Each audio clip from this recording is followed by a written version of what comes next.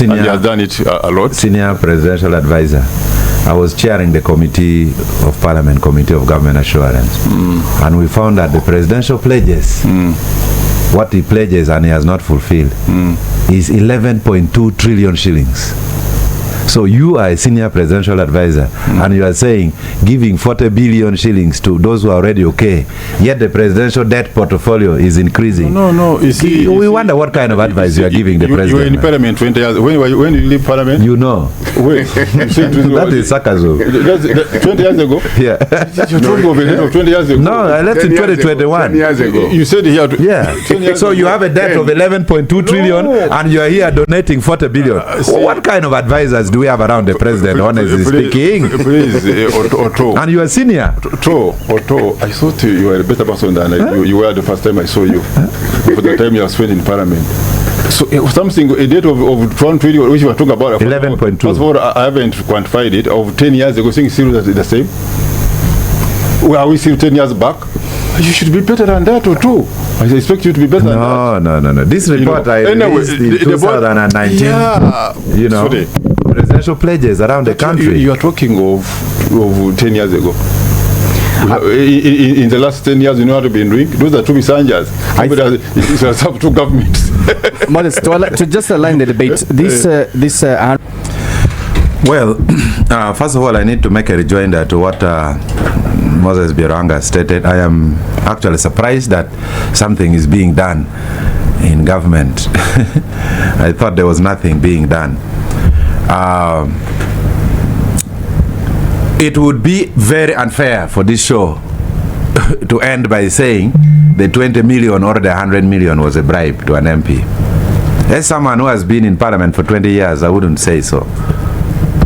I wouldn't say that's a bribe. Because some of these people who got their way to Parliament, they probably spent about 300 minimum to 500 million. So they are not ordinary people. There are people who have reached a certain echelon of the society. So to say they are bribed by 20 million and a balance of 80, that is not fair. But to me, as someone who has been in Parliament for 20 years, I've seen the 30 million being given to MPs, the 100 million, the 5 million, and my good friend here is saying they were given 5 million to lift term limits. That is also an insult to the institution of Parliament, because you earn 30 million, 5 million cannot change your mind. Actually, a bribe is to do anything that changes the way you'd ordinarily think, which means, Moses, if you eat the money and you still think the way you are doing is not a bribe, probably. but the point I am putting here is, this 100 million, that 20 million has been advanced. To me, it is a membership subscription that you have eaten in our house. You have got our money. When we need your cooperation, don't withhold it. So it is like a kind of blackmail. It is like a kind of recruitment drive, that now you are a member. You have got the money. So someone comes from the village, is a carpenter, is a primary school teacher, he gets elected an MP, then you do three things. One, you take him to Chankwanzi, put him in military uniforms. Two, you give him 100 million shillings. Three, you give him an escort, military or police. So that person who is a man of the people now becomes a different person in a space of 3 months. So the 20 million to me is a membership recruitment, that it becomes very risky for any MP who got that 100 million to depart from the position of the party. You can even be killed, because why did you eat in my house if you knew you are not going to cooperate? So it is not a bribe, but it is a membership drive, like being a member of a Rotary, like being a member of a golf club. There are now rules you must follow. Having said that, still I want to disagree with both Canary and Biranga. For you to say that priorities of government, Luzira was complaining they have not paid water bills, Mulago is complaining on electricity bill. You remember at the beginning of the show, Canary, I stated that we need to invest more in nationalism and not patriotism. Why should Luzira prison pay for water? Water is from Lake Victoria here.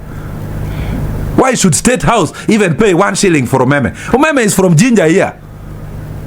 There are certain goods that should be in the hands of the state and all the state entities. National hospitals, Gulu Regional, Mbale Hospital, Mbara Hospital should have free electricity and free water. But these entities use resources to bring the water or the electricity. We will get taxes from somewhere else to pay for that. Why should Mulago National Referral Hospital pay even 1 shilling for national water? There should be reconciliation between government department. Water should be treated at a cost. So what piped to State House was happening at a free cost. What was happening during Obote 1 and Obote 2 regime? That water was free, not only to government departments, but even residents of civil servants, and electricity was for free. So this is where I say we need to start getting what works. We can say Parliament of Uganda, State House, all regional referral hospitals must have free electricity and water. We look for taxes from somewhere else to do what? To pay for the cost to National Water and Sewerage Corporation. This debate has to begin. Because how can National Water go and turn off water in Mulago Hospital because they have not paid the bill? No, but Odonga, if Mulago Hospital has received money for water, why shouldn't it pay? In the first place, we should not even budget money for water. That water should be for free. That's what I'm saying. Yes. We need to rethink as government. That's another debate. But when you have received the money, why don't you use to pay? Taken. But I was still saying, on the procurement system, I chaired the committee of Parliament. We came to find out why the Northern Bypass was not being opened on schedule. And on standing on top of that bridge, we asked the contractor, I think it was a Frenchman from Benin, why are you not opening this road? And then he called me aside and said, Mr. Chairman, I have been to several African countries, Benin, Cameroon. In those countries, the road delay because government collects taxes. He says, wait 3 weeks, we collect revenue and they give us. But he says Uganda is a unique country. All the money is there, but he has been instructed not to proceed. And the Northern Bypass was inflated by 200%. So the biggest form of corruption now in Uganda is procurement. They inflate the figures. When they brought Jennifer Musisi, when they brought Kajina to UNRWA, this lady is called from URA. Kajina. I overheard an engineer saying we are going to teach her a lesson. The road begins, they say the ground has changed. The engineers conspire with the contractors to increase what? The figures. So we need to think round the clock on procurement, how we can solve the problems of procurement. The only person who is trying to solve it now, who is seemingly stronger than any institution, Moses Biaranga, is Muozi. If you are God stealing public funds and Muozi learns of it, he will pick you. I am my friend, you go to Makinde here. There are over 40 senior UPADF officers incarcerated, including about 5 generals. Now, my thinking as Otto is, those powers should be vested in institutions, not an individual. Because he cannot run the whole country, he'll be overstretched. So that is the tone from the top that has been lacking, eh? No, what I'm trying to say... What is the CDF doing differently that everyone else has failed to do, including the father? Whether IGG, whether DPP, whether CID, whether what, they will keep saying investigations. But in this particular case, you, like in the road constructions of Kampala, you alter the price of bitumen and you will see. By the time you wake up from your home, you're already somewhere else. So we should institutionalize this fight. But what about the heads of these institutions? They have the legitimacy, they have the legal power and authority, including resources, to do what they have to make sure that they eliminate corruption. Then you also have the anti-corruption government institutions. I don't know, where's the gap? My friend, there are some people who are not touchables, and there are so many in Uganda.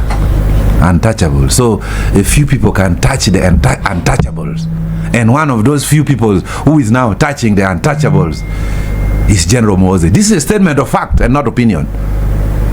But what I'm saying, we need to institutionalize the fight on corruption and not to personalize it. And lastly, still, people are paying 1,000 to get their national IDs. I've received complaints. Yes, you pay 1,000 to the nearest staff. countrywide in per day 1,000 before you are given back. 1, now this 1,000 shillings only. This is the last man in the village who has not even touched 10,000 for the old months. When they go for their national IDs, they have to give 1,000 shillings. So whoever is there in Nira, we need to see how to help this ordinary what? These ordinary people. And then senior presidential advisor, pick interest. We need a national infrastructure backbone to carry our internet services. Because all those things you are talking of, hey, the doctors in hospital, we have clerked.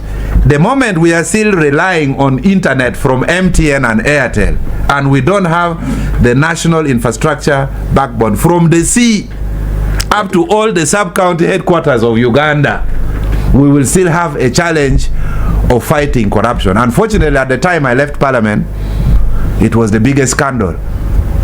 They got a loan from the WARE to have internet spread to all the sub-counties headquarters of Uganda. Some corrupt people in the ministry, they just decided to pay the MTN's Airtel that they use their mass.